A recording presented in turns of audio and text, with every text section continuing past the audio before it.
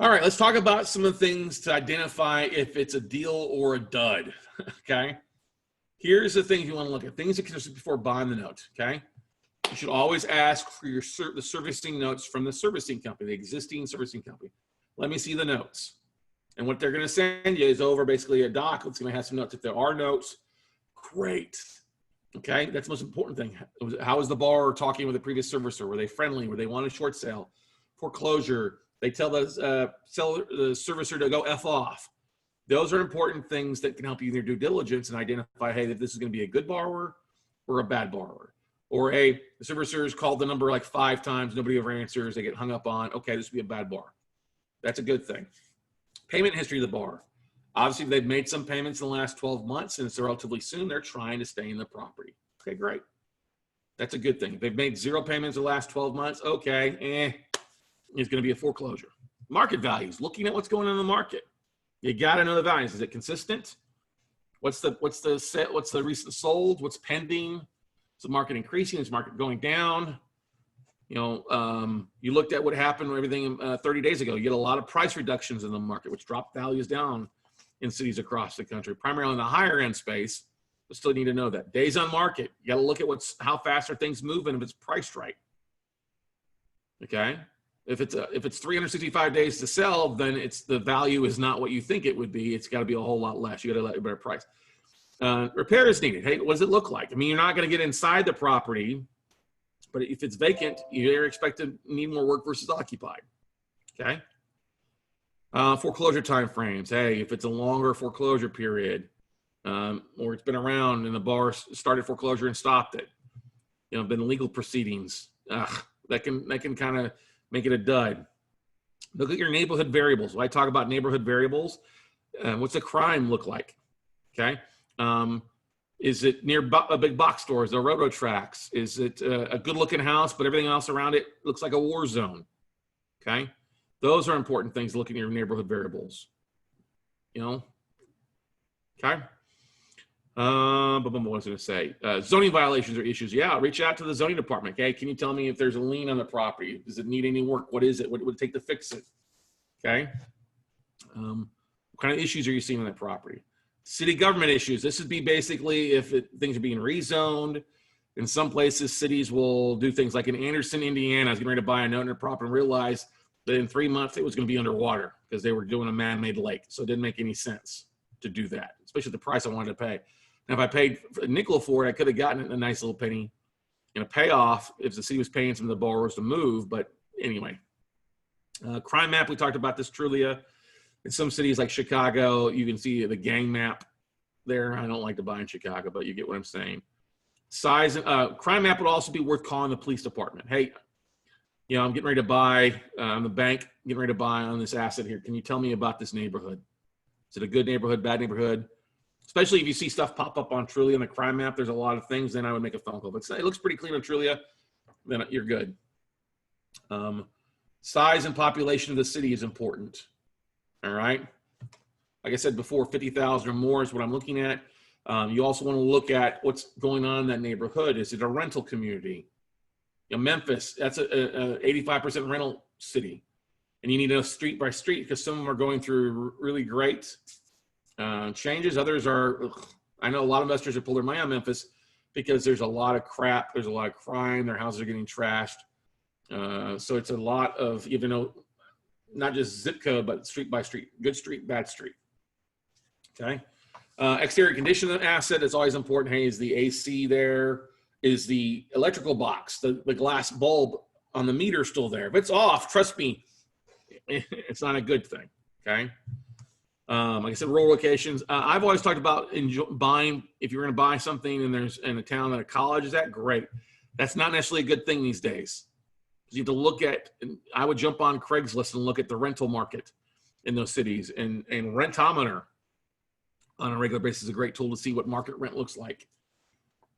Is it occupied? Is it vacant? How long are the terms? In some areas, too, and when we've taken property back, we kept it as a short-term rental for 6 months. I'll give you an example. Like I bought a couple notes in South Bend. We ended up foreclosing, taking the property back. We turned them as a short-term rentals where we'd rent them out for 3 days, Friday, Saturday, Sunday.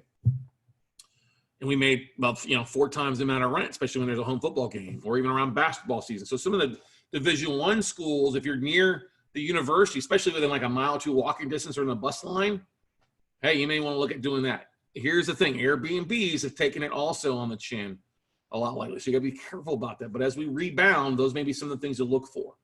Also, if the colleges has gone back to school and stuff like that, maybe if you've got to take the property back, keep it running, you want to rent it as a bedroom versus the whole house. You can usually get $100 more per bedroom above what rent would be divided as well. So you probably want to hire a very reputable and local property management team to help you out with that as well too. Okay. But those are all things to look at. You're going to look at during your due diligence. Okay. This is why, I mean, you're not going to look at some of the stuff on the front end side. You're going to look at it after the offer is approved.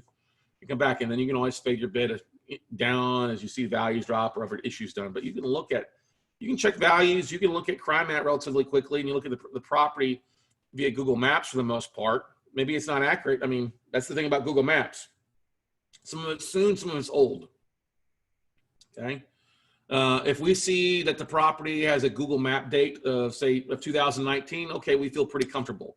If it's older than a year-old online photo, we still want to make sure. I mean, we always still want to have somebody drive by the property, but we feel much more comfortable in that. Okay. Here's another thing too.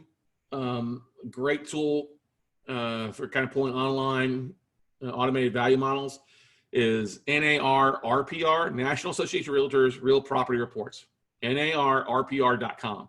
If you've got a realtor or you're licensed as a realtor, you can access this for free by just logging into NAR. That's a pretty good automated valuation model. Now, I have had realtors pull those reports for me,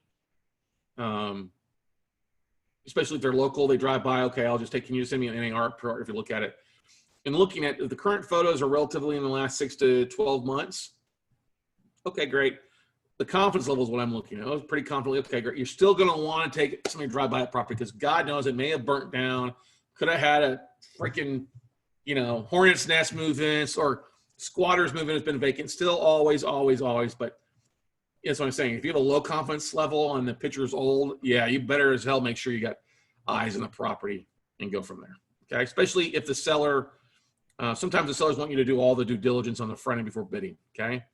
What you also have to be very careful of is when a seller provides their own BPOs, okay, or appraisals. You always want to double check those and make damn sure it makes sense. Make sure the comps are current.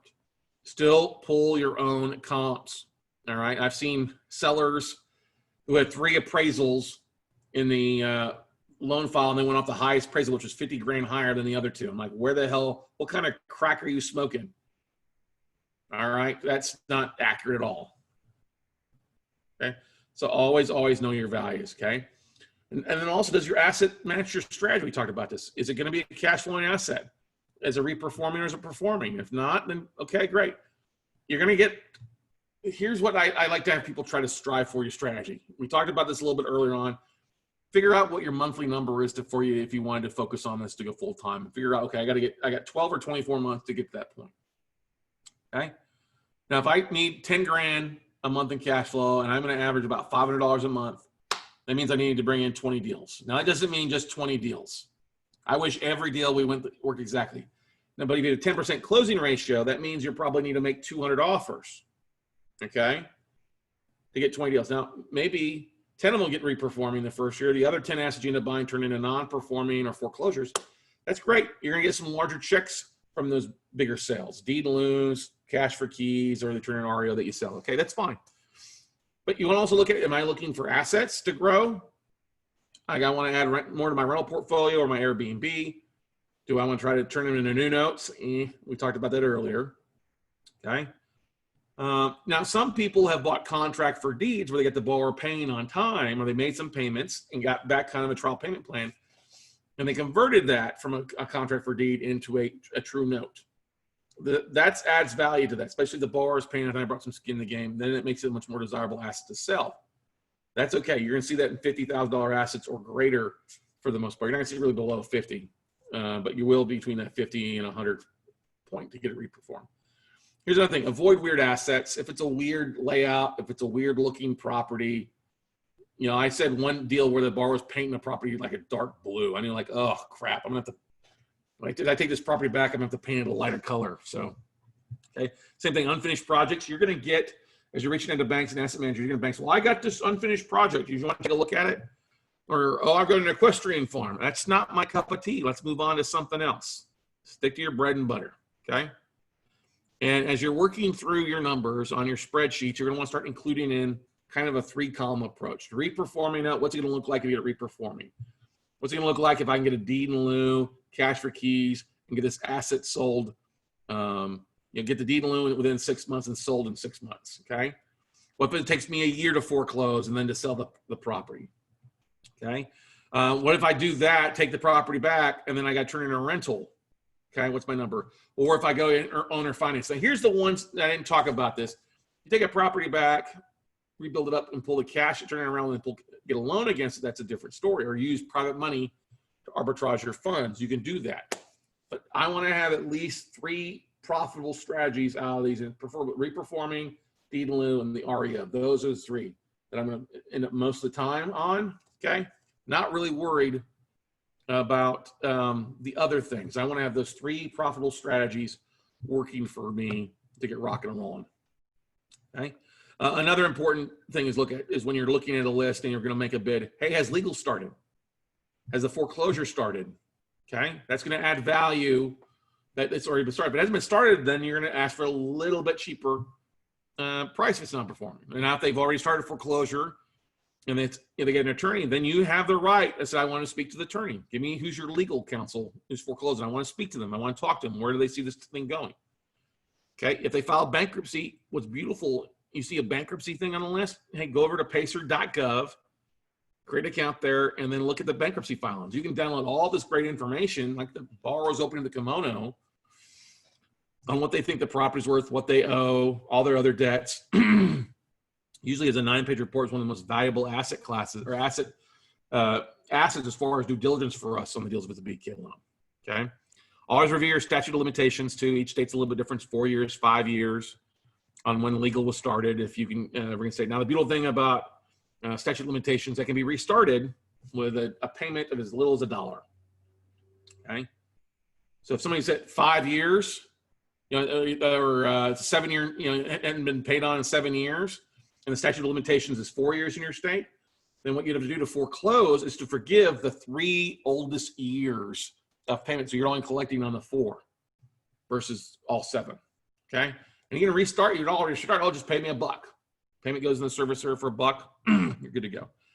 In some states, they have a safe harbor rule. What that means is, especially when you have HOAs, if you're buying the note, you're the note investor of the bank, and you bought the note and then foreclose, a lot of these states will have high HOAs that are due to the condo association, homeowner association. Well, in states like Florida, they have a safe harbor law where you're only going to pay 1% of the original sales price in the property, or 1 year of HOA fees, whichever is less.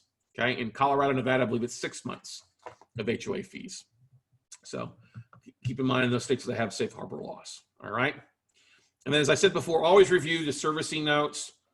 And then also the collateral files. Look at the collateral files.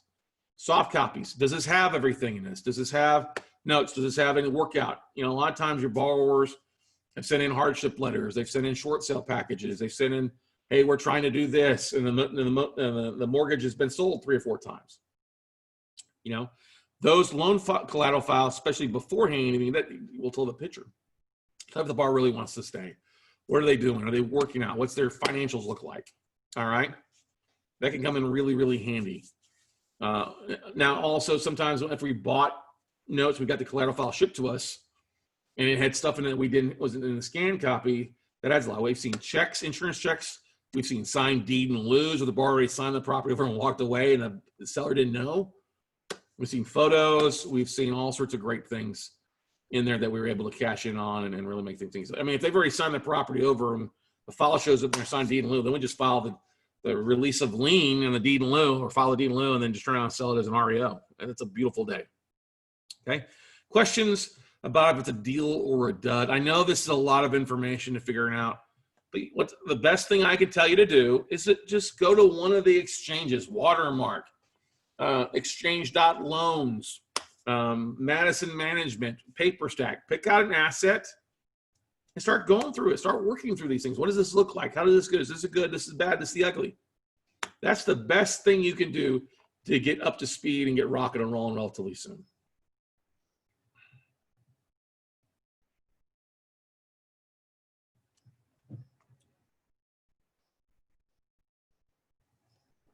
Any questions, comments, concerns about part 11?